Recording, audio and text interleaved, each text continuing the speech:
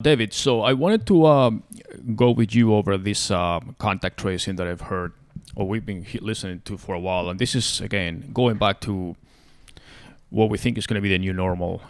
So I've been hearing all kinds of versions of this thing, and we kind of touched on it, I think, last weekend too. But it's basically almost like creating some type of health passport that is coordinated with the and the health passport being a passport. The passport is more than that. The passport, you're going to another level. That they're talking about tracing.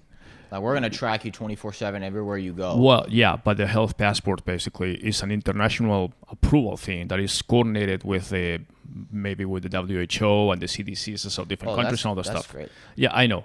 But I really this is trust the let's just WHO. pretend that this is like we're in a little bit of science fiction, which may become more science than fiction. Okay. All right. Go ahead. But let me explain it to you. So we have just like that you have a passport, normal passport for traveling, where you basically go through your local agencies, and they say, okay, yeah, this is a safe citizen, you can travel, and you have your visas and all that stuff. You get approved and travel through countries. Now you have this kind of health passport where it's like a worldwide database of health information. Okay, they don't care about anything else, just want to make sure that you're healthy and you're not going to go back and give a virus, like you escape a country with malaria and they go into another country and then you spread the disease or whatever. So with this passport, basically you prove that either it could be COVID-19 or it could be any other SARS disease. Right. Okay. You have whatever. a passport that tells you that you're healthy. It tells you that and you then basically, on top of that, they're going to track everywhere you go. and the contact tracing obviously goes because you have on your phone, and this is in coordination with the big industries, like the could be Facebook, could be Google, could be Apple. They're already working together, by the way. So you have an app on your phone that is like your passport ID, and then it says, yes, you have the antibodies, or you recover from COVID-19 or 20 or 21 or whatever, and you're healthy, and you basically don't have any risk. So you have like a green status, so to speak, to go into places. Okay, so that might be the way that you can access certain areas like restaurants, hotels. Yeah. Here's my sporting events, things like that. Here's my view. If we lived in an ideal world where there were no bad actors and the WHO could be trusted and governments never took advantage of privacy overstepping, and they said, no, this is only going to be for the next 12 months just so we can get it under control, but then after that, we're not doing this anymore. And they had the government had a great record of really like preserving people's privacy. Then I would say, yeah, you know what? Maybe that's the right idea. For the next 12 months, we all kind of collectively decide, even though this isn't what I personally would want, it's good for society, and we'll do that. And then it's just a year, and then after that, we go back to normal. Then I would say yes. But we don't live in that world. But this is not. We don't live in that world. We This live is in a not world just for where the the US. WHO. This is a worldwide. I understand. We live in a world where the WHO can't be trusted for shit. They're in China's pocket. The CDC is completely incompetent. The U.S. government has, I think, for the last 20 years, shown no regard for privacy whatsoever. So in the world that we actually live in the non-ideal world, unfortunately, I say no, because it's not going to be 12 months. Even if they say this is only for 12 months and then it's back to normal. Well, that's your. Then I don't believe them. In the same way that the Patriot Act was supposed to be a temporary measure and it still hasn't changed. I understand, but let's say that that's obviously your opinion, but let's say that I mean, it's an opinion, but at the same time, you really think that once this is in place, they're going to take it back? Well, I mean, no, it may have to be in place forever. Okay, then no. Okay, 100% no. Okay, I understand, but then if it's implemented and they say, listen, we're going to have to put. Just like when you travel to another country, they're already doing the stuff. If you want to get a passport, I'm not. Okay, traveling to another country is different. Well, okay? but this is what it's about. But if you're going to a fucking restaurant, and if I don't have if I don't consent to being tracked 24/7, I can't go to a fucking restaurant. No, I'm not okay with that. Okay, well, then the restaurant may not allow you to go in, because the restaurant cannot afford to have a person that is potentially sick going there and causing another pandemic in their own restaurant. There's a lot of legal ramifications. I mean, what may happen is that you have this health passport or health pass, that says, yeah, you are basically green, and then you go into a restaurant where you know every other person that has entered the restaurant is just as clean as you are. The restaurant may not risk its own reputation just because you don't want to go there and you don't want to be traced. If you don't want to be traced, you have the choice of not going to that restaurant. And then you go to another restaurant where they say, okay, we don't do health ID or whatever. Fine, you want to go there and take a risk.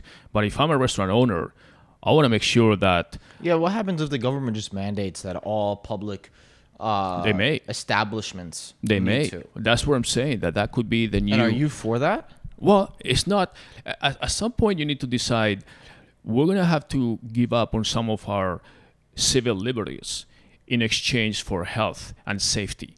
Hold on a second. We know what the results are of not having this. The results are that if there's another pandemic or situation like this, nobody benefits, and we all stay home. There's other ways to control these things without fucking stripping away people's civil liberties. Okay, we wouldn't be in this mess if we actually acted in January when we should have. Okay, so we don't need to all of a sudden turn into a fucking 1984 police state because of this pandemic. We need competent government officials. That's what we need. Okay, well, we can go and play Monday morning quarterback. It's not Monday morning quarterback. I was on this podcast talking about it. I was writing in my newsletter in January, and I'm a fucking idiot. I'm not an epidemiologist. I'm not a government official, and I was saying shit that the WHO was denying. Okay, and it I wasn't understand. just me. Well, it was plenty of people. We need competent leadership and officials, not a police state. That's not the answer. I understand, but the truth is that we and every other country in the world, because they are in the same situation, no country has been able to overcome or have zero cases. I mean, even Singapore, that we always I didn't put say up. you have to have zero cases, but you don't have to have outbreak. No, You but can have even very Singapore, contained. that was as a sample of a country that did everything right, not having a flare up of second round of Taiwan cases. did everything right, and guess what? Taiwan has no cases. Okay, or incredibly few. Okay, that's fine, but the majority of the civilized countries, we can get into that too, because that's the another. majority of the but let me civilized ask you- countries have completely incompetent leadership. Well, exactly, but we can get into that too, because that's another discussion saying the totalitarian countries have actually responded better because No, they of haven't. That's the thing. Well, No, they haven't. yeah. China has more cases than anybody in the world. They might lie about it, but they have more cases than anybody in the world. Well, yeah, maybe they lied about it, but they are flat, and now they say we only have one cases, no more cases. they're This and fucking that. lying. Okay, well that's fine. Very they're simple. lying. Okay, that's fine. But then you have other countries like Taiwan. We don't know. Taiwan, we do know. Okay, we have a lot. How much do you know about North Korea? What's happening there? Yeah, of course. I don't know what happened. Okay, in well, North exactly. Korea. That's what I'm saying. We don't even know if the president is still alive. But Taiwan okay? is not North Korea. No, I understand, but I'm just telling you. I understand. I'm just telling you that countries where things are more under government control, they basically said, we're going to do this, and that's it, period. And then they were able to control it more. It's in the more democratic countries that we've had situations where, we need to pass this, we need to pass that, we need to have the consensus and this and that and all that stuff. So the entire world wasn't ready for this. And I don't even know, I mean, from the Western world, it looks like Germany was probably the most ready one. They started doing massive testing from the beginning. And that's how they were able to assess the cases. When you look at Germany, they have as many cases as pretty much any other major European country. And why? But why? like why I said, did Germany they were do doing so more much better? testing from the beginning. Because Germany, out of all the modern countries, probably, even though I still think a lot of their leaders are not great, they probably have the most competent leadership out of any modern country. Well, again, but let's go into the future. Okay, not the past. So, But the past is, what I'm saying is, we should learn from this. And the next time there's rumors and early signs, early warnings of a pandemic, a potential virus spreading that could be a pandemic, that next time we shut things down in January when we should have, instead of waiting until March when it was too late. well, That's my I mean, point.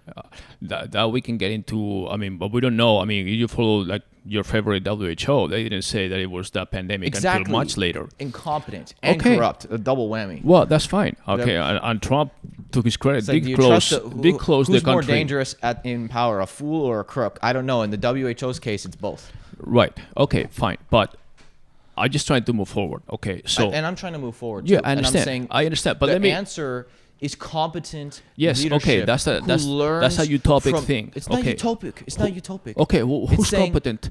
So It's saying okay, let me ask you. learn from what happened. All right, that's fine. So we have elections in the country in 6 months or whatever. Do you think we're going to have a competent No, incumbent president or new president? It's a bigger discussion. It's a bigger discussion. Okay, well then let's be practical. Okay, No. The practical thing Okay. is saying that we need. Again, this is a whole larger conversation. The answer is break up the duopoly in American politics. Okay. That's the real answer. That's fine. Well, that's how you change. Yeah, the whole not really, system. because you go to Europe and they have a multi-partisan situation. It's not about multi-partisan. It's not about that. What is the duopoly that you're talking about?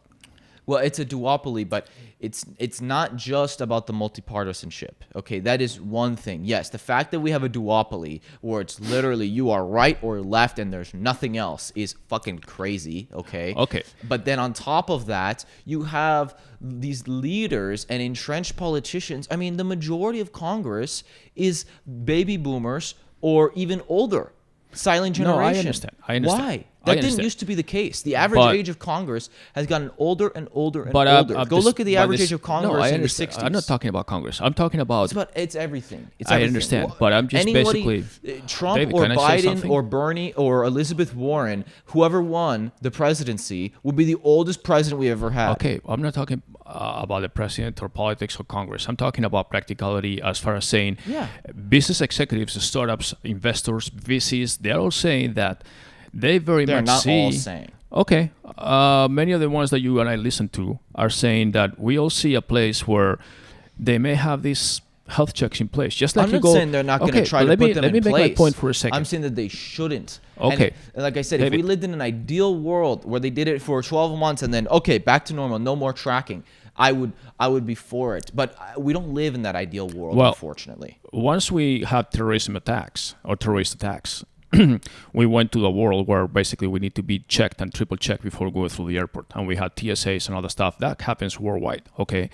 So now this is a biological invisible enemy virus, okay? So I think it makes sense to a certain point that, to a certain extent, that you go through a public place, whether it's an airport or a place where there's a lot of people there, a sporting event or whatever, or hotel, and they say, hey, we need to make sure that you don't have any disease with you. I personally prefer to know that if I'm jumping on a plane, that the rest of the passengers that are like a feet away from me or a foot away from me or even closer that are healthy, as opposed to having a guy that is coughing or whatever, and then I don't know if he's just coughing or like I just did, or if the guy has some kind of virus. But if I know that the guy went to some kind of health passport and he says, okay, well, that guy is as healthy as I am. So I'm that's not my point. disagreeing with you. Well, on I mean, that that's part. just... But I'm saying that...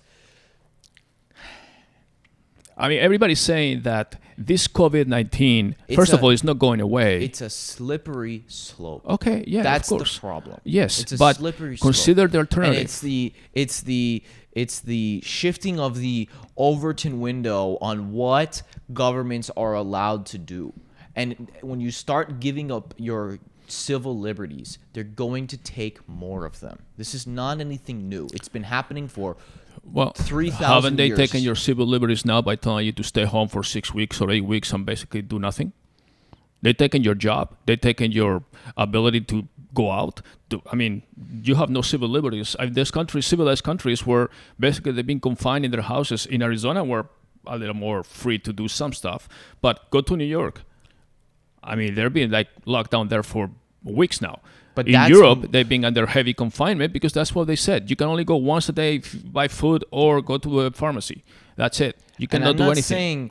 Talk about civil liberties. I'm not disagreeing with those measures because they're temporary, okay? No government would ever say, okay, no one's allowed to leave their house. But the virus is not temporary, David. That's what we were talking about. No, the virus is not temporary, but I'm saying... No, the virus is not temporary, and there will be more viruses in the future. But I'm saying that there's better ways to do it than all of a sudden. Like what? Like I said, Okay. acting sooner. Yes, That's the but answer. you Act you can't sooner. always act sooner because this is not something that You you can can. prevent. Okay, when with the flu and all these other things, we say, okay, we have the flu season, we have the strain that we're gonna try to have a vaccination. Even now, they have shots for the flu, and as you said before, you don't take a shot or you don't take a flu shot. I don't get flu shots either. So that doesn't mean, I mean, I can go somewhere and says, okay, well, I never get sick or whatever is fine. I just prefer not to be around people that are sick because I usually get sick when people are sick and get me sick, and that happens to everybody. But the flu is known and all that stuff, and even though we have vaccines for that, there are people that don't like it, they don't take it, whatever. And Okay, people to still clarify, get in case people didn't hear, the reason I don't take flu shots anymore is because I've never gotten the flu in my life. I never get sick, and the only times, and both, I took it twice, basically. and you got sick because you took it. And both times I got super sick. I because understand, of it. but that's your choice and it's fine. But I'm saying that you can't So always. I just don't want people to think I'm like anti-vax. I'm not anti-vax. No. okay? But you can always anticipate or have this thing about, oh, there's going to be this pandemic or whatever. I mean, we had tons of things going on. We had the Zika virus, we had the this and that, the H1N1 and this and that. They never, I mean, they can spread, they cannot spread. You never know until the WHO or whatever statistic you have to say, okay, from now on, yes, we're going to declare a pandemic because it's expanding to more. And the world is more global now. You need to understand that the more we evolve, the more we travel. Before, for people to travel outside of their city was unusual. Outside of the state was even more unusual. Now people are traveling internationally. So all it takes is one person that runs with one virus from one country and comes, and the person may not even know that he got that disease or that virus, which is what happened. All the initial stuff that happened in Washington or here or some Chinese or whatever, they're still trying to trace how was the first person number one. In Europe, they detected that it wasn't even a one single case or patient 0 or 1 or whatever. It was like 14, 15 different things from different places that were at the same time. So it's not easy to do that. It's not the government. It's not the congressman that is 80 years old or whatever. That's not what it is. It's just basically things happen. So No, I disagree. okay, I disagree. well, that's fine. Because they didn't act. They didn't act. Okay, yeah, they didn't act to prevent it faster. And maybe instead of 40,000 people dead in the U.S., would have had 20. Okay, there's countries that acted very fast, as you know, and they still have victims. They still had deaths. They still had to I'm not take saying measures. you're not going to have any cases, but you're not going to have an epidemic. That's the difference. Okay, well, a pandemic is basically when the cases happen in majority of countries. That's what pandemic means. No, I said epidemic. I understand. I'm saying you won't have outbreaks, okay? I mean, Taiwan is a perfect example. Taiwan, in the second week of January, shut their border, okay? Because they realized it real quick. Obviously, they're in very close proximity to China, and they have tons of travel between China and Taiwan, or Chinese Taipei, as China would like to call it, but I call it Taiwan. And so they shut it down like that. And guess what? They put very strict measures very quickly, and then they have not had any outbreaks. They've had very few deaths, very few cases. It's completely under control, okay? Because Taiwan, first of all, was heavily affected by the SARS outbreak last time, and so they were ready. Korea, same thing. Korea obviously acted very quickly too, and that's a country that a lot of people are pointing to. No, I'm not saying you can have 0 cases. Obviously, when you have something as contagious as this with international travel.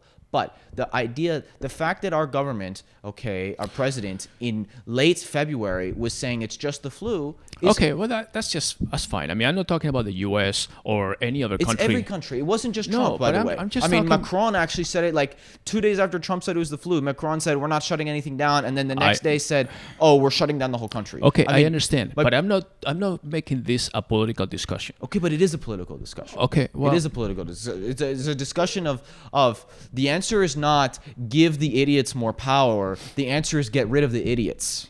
That's what I'm saying. Well, that's very utopic because it's not going to happen. You have too many idiots. So It does if for happen. you, if every government elected official is an idiot, then why you vote for them? I mean, I don't vote for them. okay, well that's fine. But my point is that let's forget the politics for now. Okay, let's be practical. But you're And then- talking it's a political issue. You Okay. say, should we take away civil liberties? That's the most political fucking No, conversation we could have. I'm asking you if in the future, which may well happen, we know enough to say that COVID-19 is not going to disappear. It may be under control, but it's basically here to stay. We may have COVID-20, COVID-21, whatever, different types of coronavirus diseases phases coming in the future, and they will happen. I mean, they're already saying that it's not going to disappear in the fall, in the winter, or whatever. And we just have, and next fall, winter, we're going to have the coexistence of flu, which we didn't have this year because by the time COVID started, flu was over, and COVID. So we'll see how we deal with that. Okay, so that's happening this fall, winter, which now they're starting to say, yeah, we need to get ready for that and make sure that we can control it. Good luck, because there's no vaccine yet.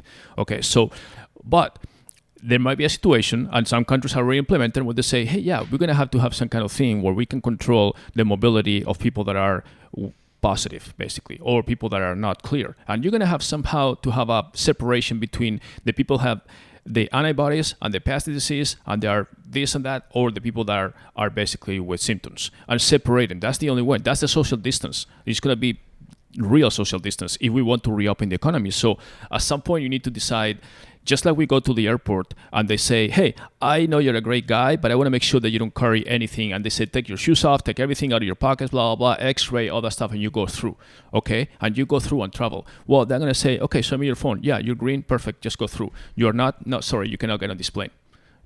That's basically it. There has to be a way where they can check if people are sick or not. That's the bottom line. They cannot get 200 people in a metal tube with one person who is sick. And that person travels to Berlin in Germany. And then when they go there, they're going to say, are you good? Yeah. If not, sorry. I'm sorry. You cannot enter this country. I don't see... yeah, it's a civil liberty, whatever. I mean, it's... For international travel, I leave that up for to any countries type of travel to decide. I'm okay. If countries want to do that, I don't have a problem. I'm talking, you're taking it a step further where you're saying you can't go get a coffee without your health pass. No, I mean, I'm talking when you go to certain events where there's like crowded events. And that's something that, again, if you're going to a stadium or some kind of sporting event or trade show or something, they already check you. You go to a movie theater, they may want to know that you're healthy because that's just normal. Otherwise, the movie theater may be liable, maybe actually sued. In some cases, there are situations where they can basically say, hey, you admitted this guy that was sick knowing that you weren't supposed to, and now we're going to have our team basically, or a lawyer sue you because you got all these horrible people sick. So, I mean, there's a lot of, it's some discussion that needs to be had. Because I'm not disagreeing. It's a discussion that's right. going to be had. I know. I'm not disagreeing that no solution is perfect. But I'm saying, let's say you go to a gym. Sorry if I'm incredibly, how do you want to say it? No, I understand. Untrusting. I know. I understand. And you don't have to be sorry about that. I mean, the bottom line is that right now we're being traced all the time anyways. I mean, as you know, with your phone and everything else, unless you have a burner phone or something, you're being traced all the time. And the people know. I mean, all the apps that you have are tracing you, are tracking you. That's how you know if there's traffic or not, because the phones are basically saying, oh, this guy's in the car and stuck in traffic. And there's 10 people with the same phone, with the same truck, and they're stuck in traffic. That's how Google knows that there's traffic ahead of you, because all these phones are being stuck in traffic. So you're being traced anonymously all the time. No, I understand. So, but you're taking it to another level. No, it's the same level. If you are driving on a freeway and you see on your little Google map a red area. No, I totally understand. Okay, you understand, but let me explain it to people. So you see a red section ahead of you. That's not Google that it has a guy there saying, oh, there's a lot of traffic. No. Yes, okay. Well, that red section could be you're going to a restaurant and they see that red section saying there's a lot of infected people or iffy people there. You should want to get in. You're like, no, maybe I'll go to the next one. I don't see any problem with that. I would love to have a phone that does that. I would love to have a phone that if I go to Starbucks and it's crowded, I'm in line or whatever, that tells me that place has a bunch of orange and red, very few greens. Okay, fine. I'll go to the next one. Perfect. You know, I mean, I don't see a problem with that. I mean, you don't see a problem. No, I mean, not because it's anonymous, okay? Not because it's basically saying this person, you're going into it's the same thing with the traffic. I don't know if Joe Smo is stuck in traffic. I just know that whatever cars are ahead are basically going at 2 miles per hour, bumper to bumper. And that's how I know it. Maybe Google knows that there's John, Jen, and Jimmy, but I don't care. I just know that there's traffic. I have the choice to choose a different route. And that's what Google says. Hey, there's traffic. You want to take this other route? Yeah, okay. Hey, there's sick people ahead of you. You want to go to this other restaurant? Yeah, maybe. I don't know. I know the alternative is bad because it's been bad and 28 million unemployed and counting and the economy this and these stimulus checks, all that shit is not going to survive forever. So I think something is going to happen. It's a discussion needs to be had and how it's going to happen. And I think a lot of people are saying, you know what?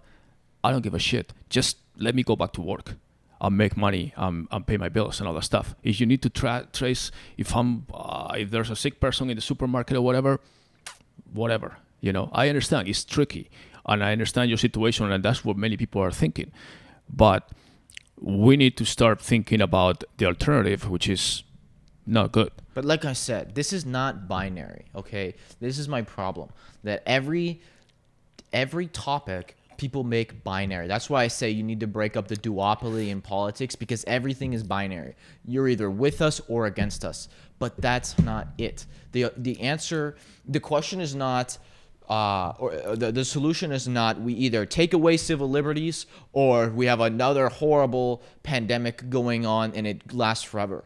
Those are not the only two options, okay? There's other options. And like I said, the biggest number one thing that we should take away from this is, hey, you know what? Competent leadership matters, okay? The people who are in charge and can make decisions that literally will save millions of lives or kill millions of people the other way if they make the wrong decisions, it really fucking matters. Okay, so the competent leadership may say, you know what? The way we can prevent this is by tracking people right away.